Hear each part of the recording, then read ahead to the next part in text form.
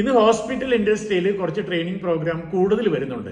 അത് ഈ അടുത്ത് വന്ന റിക്വയർമെന്റ് ആണ്. പക്ഷെ അതിന് ശരിക്കും പഠിച്ചു കഴിഞ്ഞാൽ അത് ശരിക്കും വളരെ ആവശ്യമുള്ളൊരു ഫീൽഡായിട്ട് തോന്നും. കാരണം മറ്റ് എല്ലാ മേഖലയ്ക്ക് കൊടുക്കുന്ന പോലെ ഒരു സർവീസ് കൊടുക്കുന്ന ഒരു പ്ലേസ് ആണ്, ഒരു ഇൻഡസ്ട്രിയാണ് ഹോസ്പിറ്റൽ ഇൻഡസ്ട്രി. ആ ഹോസ്പിറ്റൽ ഇൻഡസ്ട്രിയുടെ പ്രത്യേകത എന്താണെന്ന് വെച്ചാൽ അവിടെ വരുന്ന കസ്റ്റമർ അല്പം പാനിക്കാണ്, അല്ലെങ്കിൽ ഒരു പ്രയാസത്തിൽ കൂടെ പോകുന്ന ആളുകളാണ്. ഈ പ്രയാസത്തിലുള്ള ആളുകളെ എന്നും കൈകാര്യം ചെയ്യുന്ന ആളുകളാണ് അവിടുത്തെ നേഴ്സസ്, അല്ലെങ്കിൽ സ്റ്റാഫ്, അല്ലെങ്കിൽ ഫ്രണ്ട് ഓഫീസ് മാനേജ്മെന്റ് ടീം.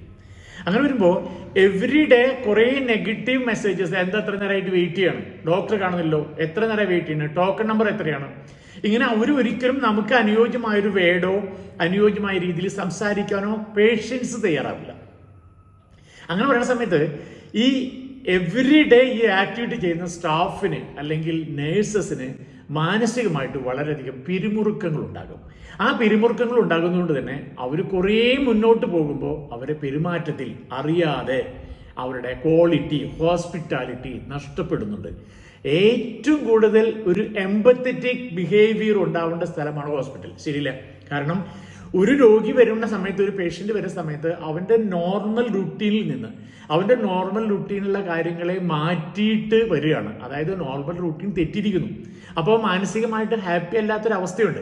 അങ്ങനെ വരുന്ന ഒരാള് അവനൊരു എംപത്തറ്റിക്കലായിട്ടൊരു ബിഹേവിയർ പാറ്റേൺ ഒരു ഹോസ്പിറ്റലിൽ അവർ എക്സ്പെക്ട് ചെയ്യുന്നുണ്ട്.